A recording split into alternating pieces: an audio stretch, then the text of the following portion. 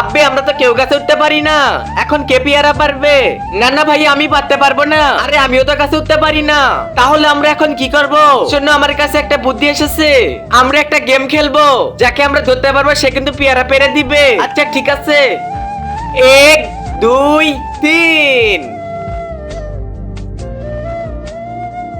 আব্বে ওই এদিকে আয়। জি স্যার। তুই একে কোথাও দেখেছিলি? আরে এ তো আমার ভাই হয় না স্যার, আমি দেখিনি। সত্যি করে বল স্যার, ওকে কি করবেন? তোকে কেন বলবো, তুই দেখেছিস নাকি? স্যার আমি দেখিনি।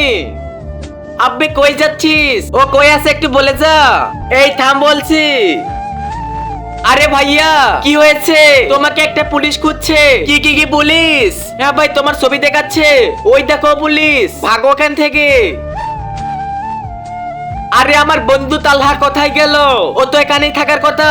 আরে তালহা ভাই, ভাইয়া ভাইয়া ওই দেখো। আরে পুলিশ অফিসার কি হয়েছে? আরে আলিফ তো আমাদেরকে ফাঁসিয়ে দিচ্ছে।